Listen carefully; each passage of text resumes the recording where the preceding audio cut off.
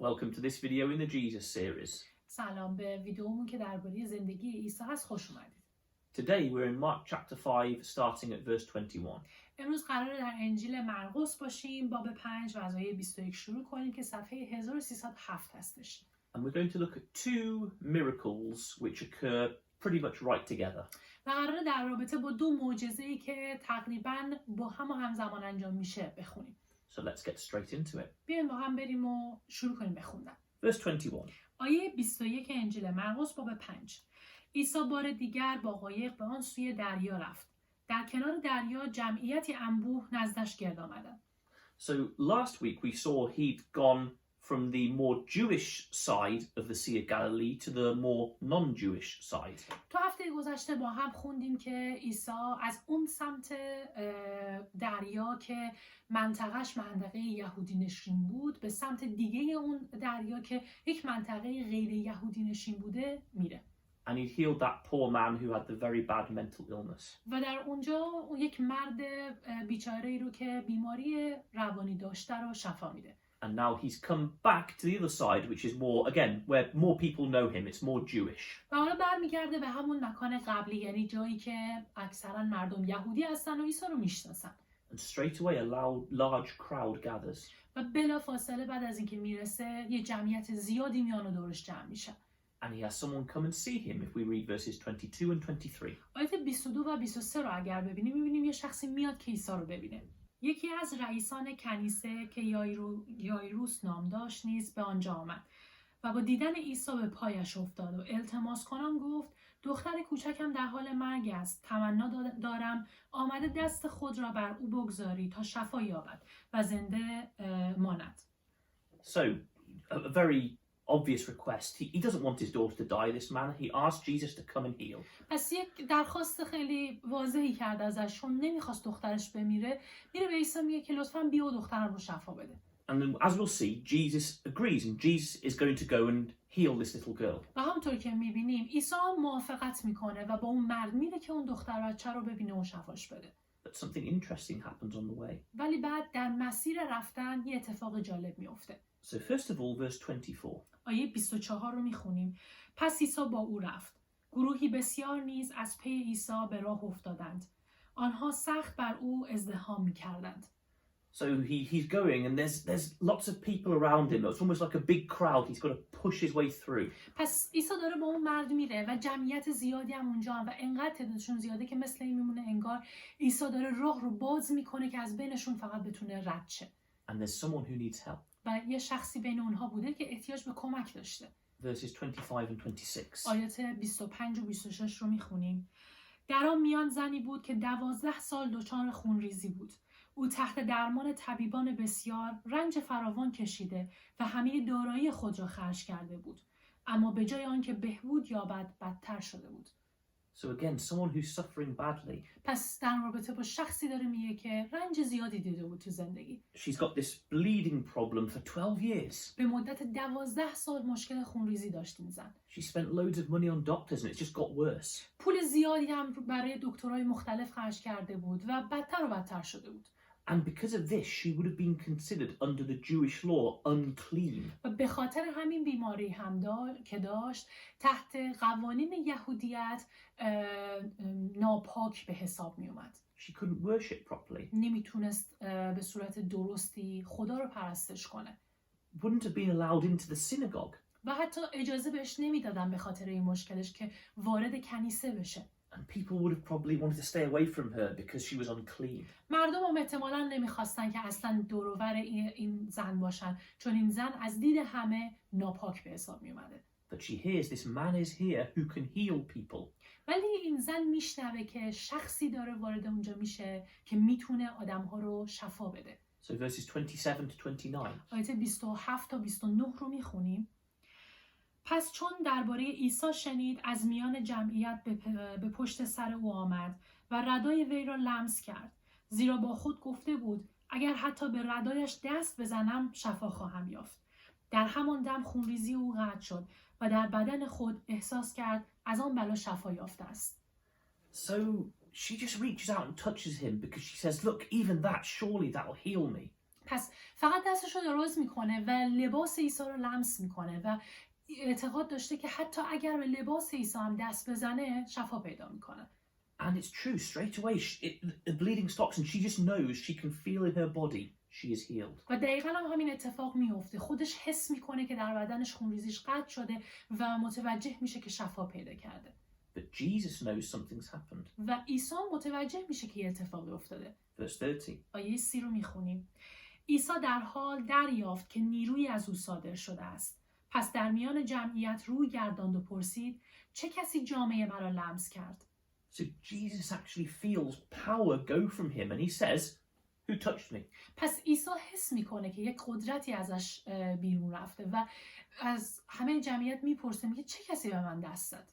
And his disciples think he's being stupid. شاگردهای عیسی هم فکر میکردن که عیسی دیوونه شده و داره مثلا یه سوال احمقانه میپرسه.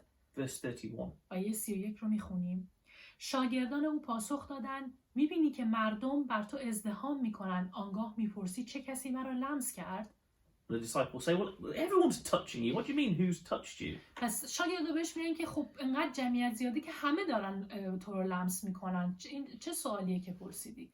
But Jesus insists on finding out who did it in verse 32. ولی تو آیه 32 اگه بخونیم میبینیم که عیسی داره نگاه میکنه ببینه اون شخص کی بوده که این کارو کرده. اما عیسی به اطراف مینگریست تا ببیند چه کسی این کارو کرده است. So Jesus is not going to let it go. He keeps looking, saying, who touched me? پس عیسی بیخیال قضیه نشد. نگاه کرد به اطراف ببینه چه کسی این کارو کرده و لباسش رو لمس کرده. And eventually the woman comes forward. و در نهایت اون زن میاد جلو. Verse 33. آیه 33 رو میخونیم. پس آن زن که میدانست بر او چه گذشته است ترسان و لرزان آمده به پای عیسی افتاد و حقیقت را به تمامی به او گفت. So this poor woman, she's so scared, but she comes forward. پس این زن بیچاره خیلی ترسیده بود ولی میاد جلو. And it says she's shaking with fear. و میگه که از ترس داشته میلرزیده. And she falls at his feet and tells him the whole truth. میفته به پاهای عیسی و کل حقیقت رو به عیسی میگه. Maybe she thinks he's going to be angry and tell her off. و شاید فکر میکرده که الان با گفتن این حرفا عیسی خیلی عصبانی میشه و چیزی بهش میگه. And we might say, well, why did Jesus insist on knowing who it was? با خودمون ممکنه فکر کنیم که چرا عیسی اصلا براش مهم بوده که پیدا کنه این شخص رو ببینه چه کسی بوده که این کارو کرده. Why didn't he let the person just go off quietly and not embarrass them or make them scared? چرا اجازه نداده که اون آدم همونطور بره و اصلا صداش رو دیگه در نیاره و کاری نکنه که اون زن بین همه آدما خجالت زده بشه یا بترسه؟ Because as always, Jesus knows what people need. چون مثل همیشه عیسی میدونه که مردم به چه چیزی نیاز دارن. This woman is scared, but look what Jesus does for her. این زن ترسیده بود ولی حالا ببینیم این عیسی براش چی کار میکنه. Verse 34. آیه 34 رو میخونیم. عیسی به وی گفت دخترم ایمانت تو را شفا داده است. به سلامت برو و از این بلا آزاد باش. He shows in front of everyone that she is now healed and clean and free. جلوی چشم همه به این زن گفت که تو الان دیگه پاک هستی، دیگه بیماری نداری و شفا پیدا کردی. And not just that, he compliments her in front of everyone and says, what strong faith you have. فقط هم این که بخواد در رابطه با شفا پیدا کردنش بگه نبوده، بلکه ازش تعریف میکنه جلوی چشم همه و درباره ایمان قویش بهش میگه. This woman's life is now changed. زندگی این زن دیگه الان تغییر پیدا کرده. She hasn't just been healed, but everyone knows she's been healed by divine power. فقط شفا پیدا نکرده، الان همه دیگه میدونن با یک قدرت الهی این شفا پیدا کردن صورت گرفته. And Jesus, the healer, has said, what a great faith this woman has. و عیسی هم که شخصی بوده که این زن رو شفا داده به این زن میگه جلوی چشم همه که چقدر ایمان این زن قوی بوده. This woman is no longer going to be cast out and looked down upon as unclean. دیگه قرار نیست آدم ها این زن رو ناپاک به حساب بیارن و ازش دور بشن. If she just sneaked away and never told Jesus, no one would have known what had happened. اگر اصلا این زن جلو نمی اومد به عیسی چیزی نمی گفت و همونطور مخفیانه میرفت و چیزی دیگه اعلام نمی کرد، هیچ کس هم متوجه اتفاقاتی که افتاد نمی شد. people maybe would have doubted she'd been healed. Maybe she would still be seen as unclean. و اونطوری مردم احتمالاً شک میکردن اگر میگفت که من شفا پیدا کردم بعدش مردم شک میکردن که آیا پاک هست یا هنوز ناپاکه و شاید باز هم اجازه نمیدادن که تو جمعشون وارد بشه. But Jesus shows everyone she's healed by God. She's a faithful woman. ولی عیسی با کاری که کرد به همه نشون داد که الان دیگه توسط خدا شفا پیدا کرده این زن و یک ایمان فوق‌العاده قوی هم داره. By making her have that little bit of fear, he's made her whole life so much more better. و با اون ترس کوچیکی که درش ایجاد شد عیسی کاری کرد که کل زندگیش به یه چیز بهتر تبدیل بشه و تو کل زندگیش حس بهتری داشته باشه. He always knows what's best. عیسی همیشه میدونه که چه چیزی برای یه شخصی بهترینه. Now, while Jesus was still talking, a message came through the crowd. همزمان با اینکه عیسی داشت صحبت میکرد یه پیامی رو یه شخصی از توی اون جمعیت بهشون یه خبری رو میرسونه. Verse 35. و یه 35 رو میخونیم. او هنوز سخن میگفت که عده‌ای از خانه یایروس رئیس کنیسه آمدند و گفتند دخترت مرد، دیگر چرا استاد را زحمت میدهی؟ So someone comes and tells this man Jairus, your daughter's dead, stop bothering Jesus. پس یه شخصی از اهالی خونه این شخص میاد یایروس و بهش میگه که دیگه به عیسی زحمت نده، دخترت مرد. Verse 36. حالا 36. عیسی چون سخن آنها را شنید به رئیس کنیسه گفت مترس، فقط ایمان داشته باش.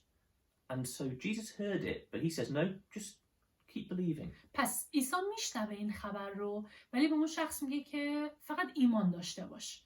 The people, of course, don't realize that Jesus has the power to even heal the dead. They don't believe it. مطمئناً مردم هنوز تشخیص نداده بودن که عیسی انقدر قدرت داره که بخواد مرده رو زنده کنه و در رابطه با چنین چیزی هیچ چیزی نمیدونستن. But Jesus is going to go and do just that. ولی عیسی میره و دقیقاً همین کار انجام میده. And interestingly, he takes a very small group in verse 37. و جالبه که توی آیه 37 اگر نگاه کنی یک عده کوچیکی رو با خودش میبره و اجازه نداد جز پتروس و یعقوب و یوحنا برادر یعقوب کسی دیگر از پی او برود. So he only takes 3 disciples with him. پس یعنی وقتی میخواسته بره برای انجام این کار فقط 3 تا از شاگرداش رو با خودش میبره. And that group of 4 continue on. پس این گروه 4 نفره یعنی 3 تا شاگرد و عیسی با هم ادامه میدن. Verses 38 to 39. آیه 38 تا 39 رو میخونیم. چون به خانه رئیس کنیسه رسیدند دید غوغایی بپاست و عده‌ای با صدای بلند میگریند و شیون میکنند. پس داخل شد و به آنان گفت این غوغا و شیون برای چیست؟ دختر نمرده بلکه در خواب است. So they get to the house and of course there's lots of people crying and moaning. پس میرسن به خونه و خب میبینن که آدمای زیادی اونجا دارن گریه و زاری را انداختن. And Jesus says something strange. و عیسی هم یه چیز عجیب میگه. He says, stop crying, you've got it wrong, she's not dead, she's just sleeping. عیسی میگه که گریه نکنید، نمرده این دختر، فقط خوابیده. And this causes the people to laugh at him. و همین حرف عیسی باعث میشه که مردم بهش بخندن. Let's read verse 40. بیاین آیه 40 رو بخونیم. اما آنها به او خندیدند. پس از اینکه همه آنها را بیرون کرد، پدر و مادر دختر و همچنین شاگردانی را که همراهش بودند با خود برگرفت و به جایی که دختر بود داخل شد. So they all laughing at him saying, you're stupid, of course she's dead. پس همه آدمایی که تو خونه بودن به عیسی داشتن میخندیدن و میگفتن که خب معلومه که این دختر مرده. But he clears them all out. ولی عیسی همه اون جماعت رو از اون خونه بیرون میکنه. So it's just the mum, the dad, Jesus and the 3 disciples. و در نهایت فقط پدر و مادر اون دختر، عیسی و 3 تا شاگرداش میمونن تو خونه. And then the miracle in verses 41 and 42. و بعد درباره معجزه میخونیم تو آیه 41 و 42. آنگاه دست دختر را گرفت و به وی گفت تالیتا کوم، یعنی ای دختر کوچک، به تو میگویم برخیز. او بیدرنگ برخاست و راه رفتن آغاز کرد. آن دختر 12 ساله بود.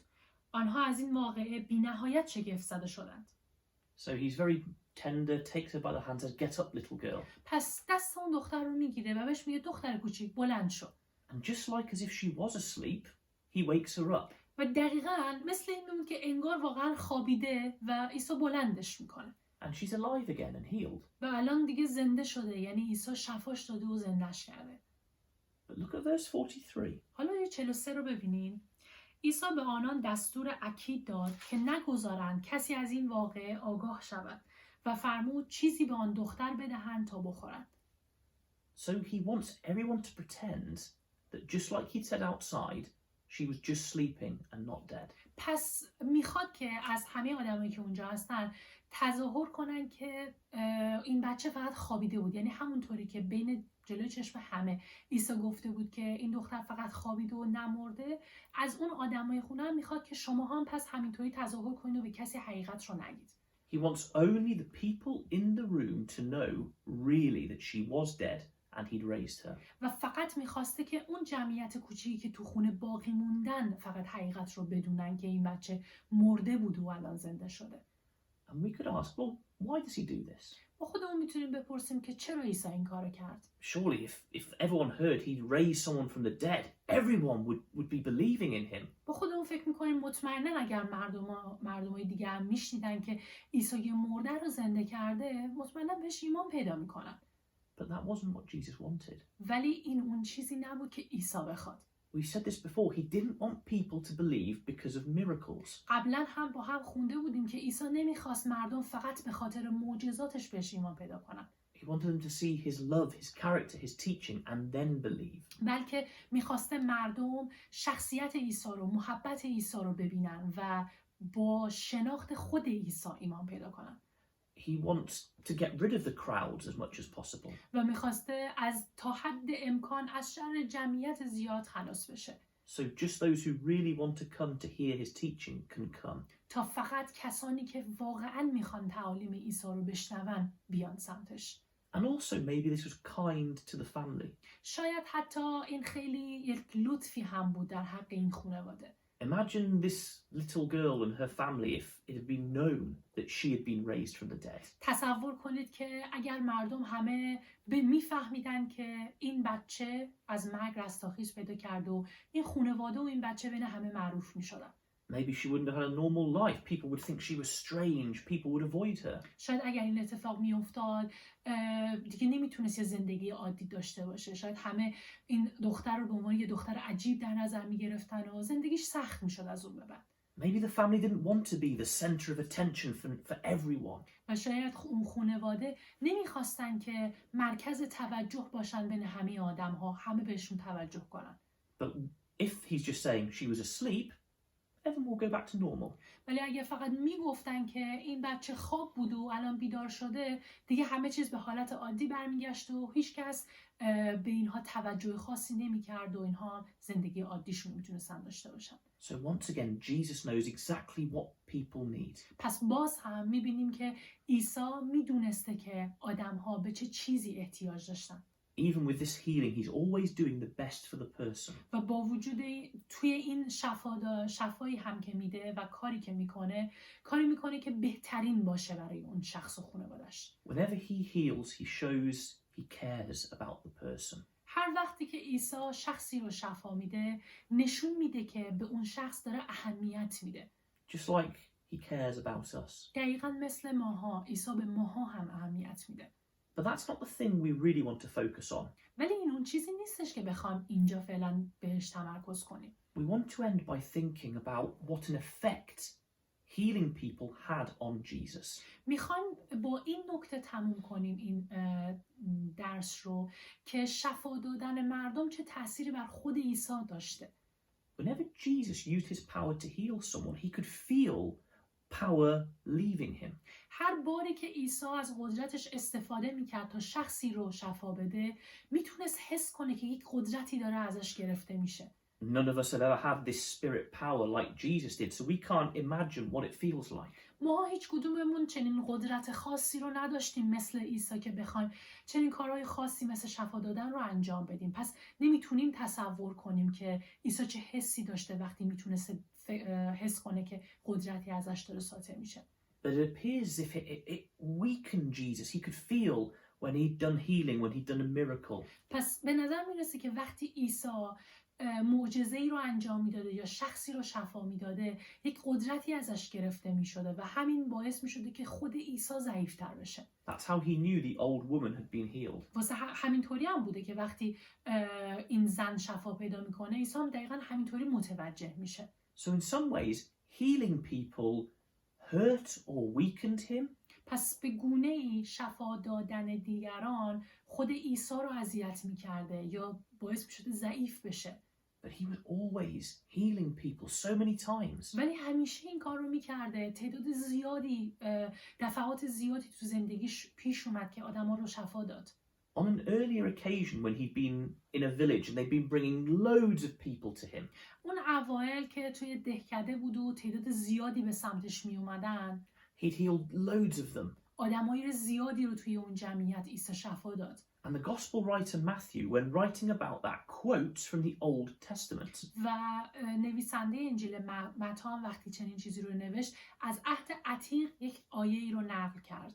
And the quote is from Isaiah. و اون نقل قول هم از کتاب اشعیا نبیه. And it's from Isaiah 53. که از اشعیا باب 53 گرفته شده. And it talks about he took on our infirmities. He took on our weakness. و گفته که عیسی ضعف‌های ما رو و رنج‌های ما رو به خودش گرفت و بر دوش خودش کشید.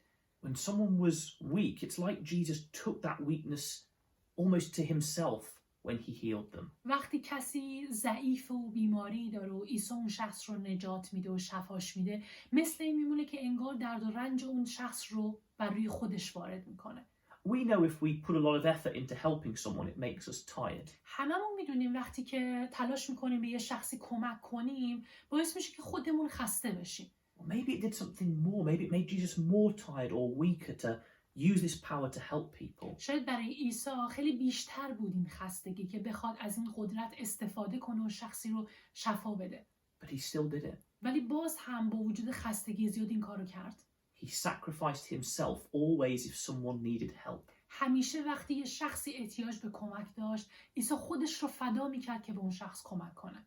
And he showed that finally, of course, on the cross. که و در نهایت همین قضیه رو وقتی روی صلیب بود هم باز نشون داد. So again, that's the Lord we have. این اون سروری هستش که ماها داریم. He's always helping people. همیشه به مردم کمک کرد. Even though it could even hurt him, make him feel weaker. حتی با وجود این که کمک کردن به دیگران باعث آسیب رسوندن به خودش و ضعیف شدن خودش شد. And he doesn't just do a miracle. فقط همینطور نبود که یه معجزه کنه. He thinks, what's the best way I can do this for that person to make them and their life better? همیشه به نیازهای اون شخصی که داشت شفا میداد فکر میکرد و فکر میکرد چطور اون کار رو برای اون شخص انجام بده که به نفع اون شخص باشه و توی زندگی بهش کمک کنه. How amazing is the Lord Jesus. چقدر سرورمون عیسی مسیح شخص فوق‌العاده‌ای هستش. Thank you. ممنونیم که نگاه کردید.